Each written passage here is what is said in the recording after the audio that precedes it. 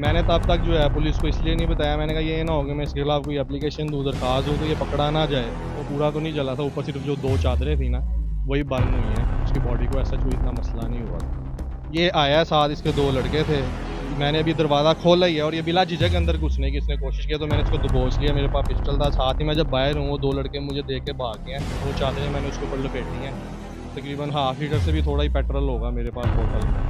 1-2 डंडे मारे हैं। मैंने आपसे अर्ज़ किया कि पहले भी मुझे ना नशे की हालत में लग रहा था, अपने होश-ओ-वास में नहीं लग रहा था। अस्सलाम वालेकुम नाज़रीन, मैं हूं एडी मलिक और मैं इस वक्त थाना मांगा मंडी में मौजूद हूं, जहां कुछ रोज़ पहले एक शख्स की जली हुई बॉडी मिलती है और उसके बाद उस शख्स की जब शनाख्त होती है तो पता चलता है कि ये एक कोरियर कंपनी का राइडर था और इसे कत्ल करने वाले कौन थे। मेरे साथ मुलज़म फरहान मौजूद है।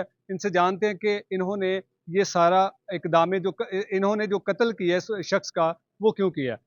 मुझे बताइएगा भाईजान, आपने इस शख्स का जो कत्ल किया है वो क्यों किया था? अस्सलाम वालेकुम जी। ये गैरत के नाम पे कत्ल किया है इसका। सच मेरा कत्ल करने का इरादा तो नहीं था।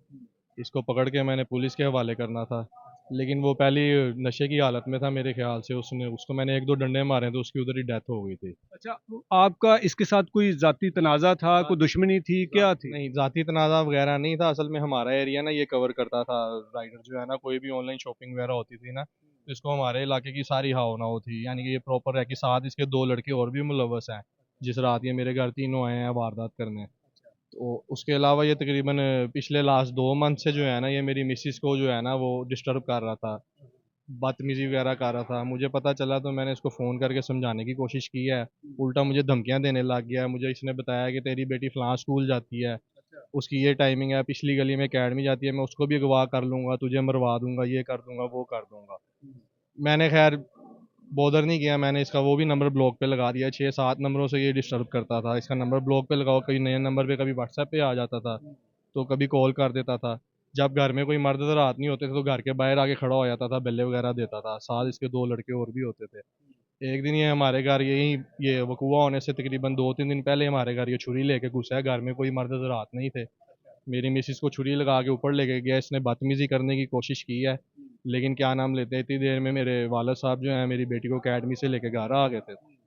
तो ये भाग गया। उस टाइम ये घर से मेरे जो है सोना एक सेट था मेरा छोटा सा, और 5 लाख रुपए मैंने अभी गाड़ी सेल की थी, वो इन्वेस्टर के पैसे पड़े थे, वो उठा के भाग गया उस दिन ये। मोबाइल जो है मेरी मिसेस का मेरे पास था, उसका मैं रिस्पॉन्स कोई नहीं था दे रहा। ये जवाब मैसेज वगैरह करता रहता था, गंदी चीज़ें भेजता था, थ्रेड वगैरह करता था।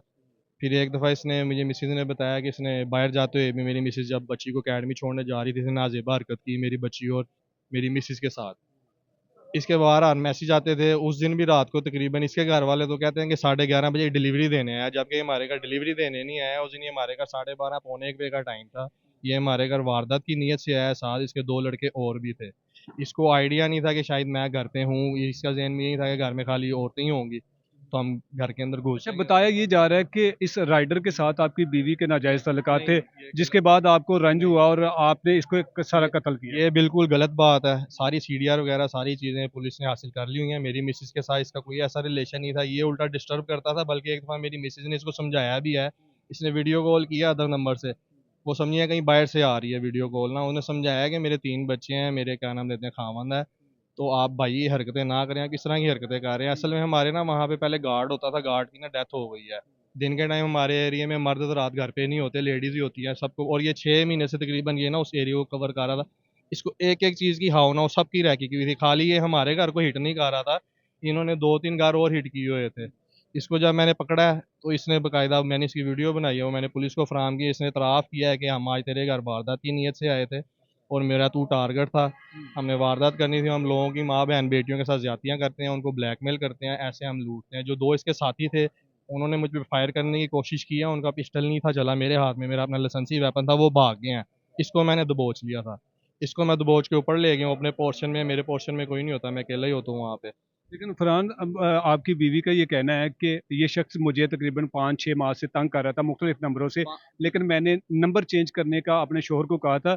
अलबत्ता मैंने उनको बताया नहीं था कि मुझे कोई शख्स तंग कर रहा है। मैं आपसे वही अर्ज़ कर रहा हूँ, 5-6 महीने से ये कवर कर रहा था हमारा एरिया, लेकिन जो इसने डिस्टर्बेंस शुरू की थी ना, वो तकरीबन 2 महीने से इसने ज़्यादा डिस्टर्बेंस शुरू की हुई थी। और मुझे जब पता चला तकरीबन महीना हुआ, उसके बाद मैंने आपको वही बताया, जब मैंने उसको समझाने की कोशिश की है, ये उल्टा समझा नहीं है, बल्कि इसने मेरे यहाँ तक कहा है कि मेरा एक भाई पुलिस में है और मेरा एक भाई है, उसने 2 कत्ल किए हुए हैं, तो मैं तुझे भी मरवा दूँगा, मैं ऐसे कर दूँगा, वैसे कर दूँगा। इन शॉर्ट उसका काम यही था कि इनको किसी तरह थ्रेट करूँ, ब्लैकमेल करूँ।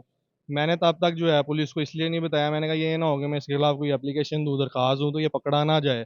तो ऐसी मेरी बच्ची को किसी को अगवा कर ले या मेरे घर नुकसान पहुँचा दे। तो मैंने फिर यही प्लान किया, मैंने कहा मैं इसको ट्रैप करके किसी तरह घर बुलाता हूँ, मेरे हत्थे चढ़ जाएगा, मैं इसको दबोच के पुलिस वालों को दे दूँगा। जब मैंने आपने ट्रैप किया था उसको घर बुलाने के लिए? यानी कि वो मुसलसल अननोन नंबर से ना मैसेजेस वो फ़ोन करता रहता था, थ्रेट करता था। वो समझ रहा था कि मेरी मिसेज़ के पास ही मोबाइल है, लेकिन मोबाइल मेरे पास था।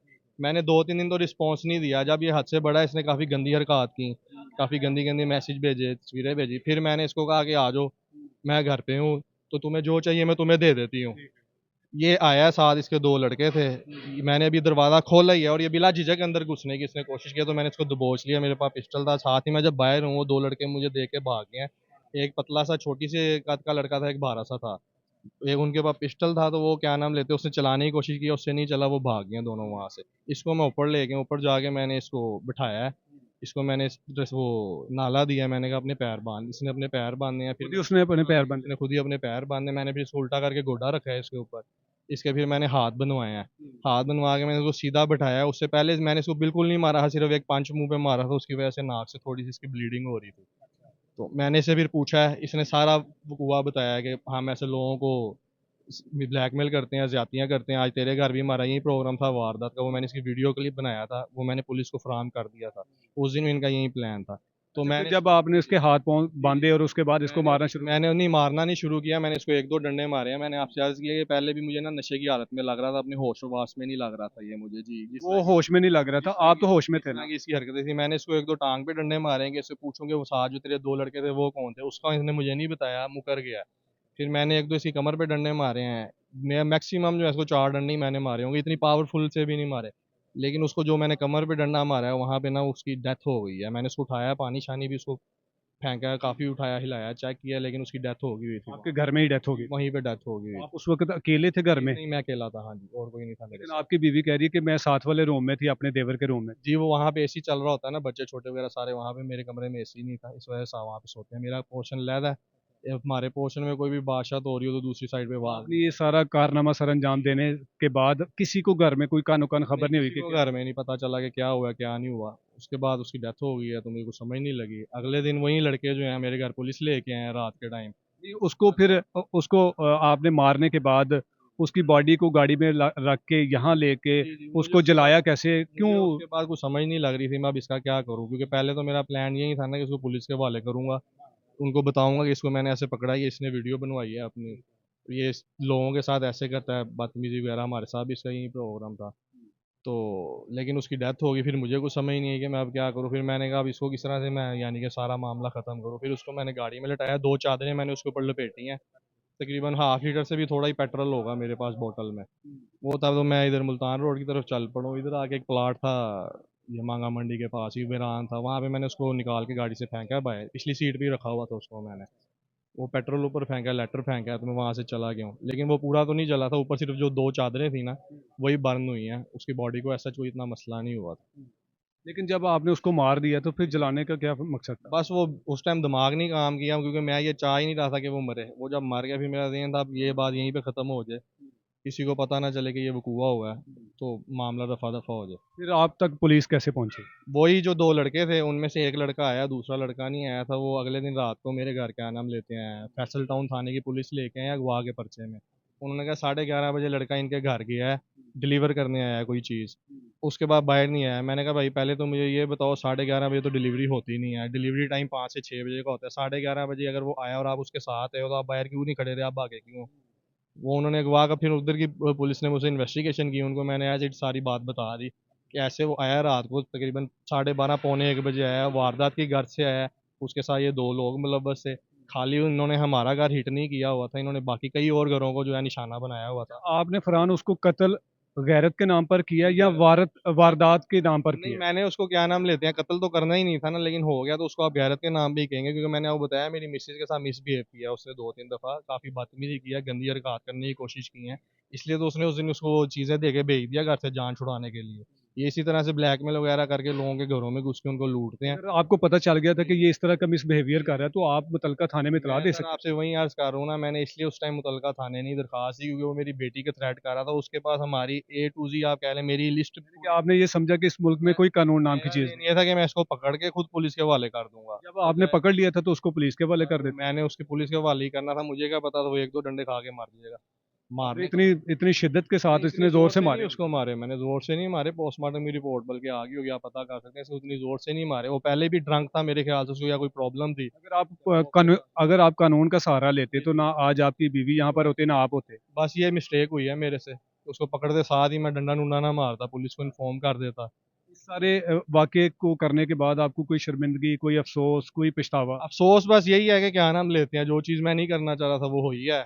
लेकिन अगर अल्लाह की तरफ से हर काम में बेहतरी होती है, हो सकता है इस वजह से कई और ख़ानदान बच गए हों। हमारी भी ऐसे अल्लाह ने बचत कर दी है, उसका शायद लिखा ही ऐसे हुआ था। लेकिन मैं उसको एज़ इन ऐसे ही कहूँ, मैं मर्डर करने के ज़हन नहीं था मेरा। लेकिन क्या नाम लेते हैं, मैंने साथ ये भी रिक्वेस्ट की है कि काइंडली जो उसके साथ 2 लड़के मुलव्वस थे उनको भी शामिल तफ्तीश करें, ताकि वो किसी और ख़ानदानों को और फैमिलीज़ वगैरह को हिट ना करें, क्योंकि इनका काम ही ये है। और मेरे ख्याल से जिस तरह से आप आए हैं, इस तरह से और भी मीडिया वाले आए हैं, उन्होंने बताया कि उनके पेरेंट्स कुछ और कह रहे हैं। उनके वालिदैन को भी नहीं पता कि हमारे बच्चे बाहर क्या करते फिर रहे हैं। वो भी आपके इलाके का रहने वाला है? नहीं, नहीं, वो फैसल टाउन का रिहायशी था, वो भी बाद में ही पता चला मुझे जब उधर मेरे खिलाफ अगवा का पर्चा हुआ था फैसल टाउन का। जी बिल्कुल नाज़रीन, आपने मुलज़िमा का भी बयान सुना और मुलज़म का भी कि किस तरह से वो शख्स जो मकतूल इनकी बीवी को हरासा करता था और ज़बरदस्ती करने की भी कोशिश करता था, और आखिरकार अगर ये शख्स उसे समझाने के बजाय या उस पर तशद्दुद करने के बजाय कानून का सहारा लेता, उसको पुलिस की हिरासत में देता और पुलिस को बताता कि ये शख्स इस तरह का इस तरह की हरकतें कर रहा है, तो आज शायद इनको हथकड़ियाँ ना लगी होती, आज ये इतनी बड़ी मुसीबत में ना होते। लेकिन शायद हम लोग ये समझते नहीं है कि इस मुल्क में कोई कानून नाम की चीज़ है। इन्होंने कानून को अपने हाथ में लिया, फिर उसके बाद इतना बड़ा जुर्म किया और आखिरकार जुर्म जितना मर्ज़ी बड़ा हो जाए, कानून से वो बच नहीं सकता।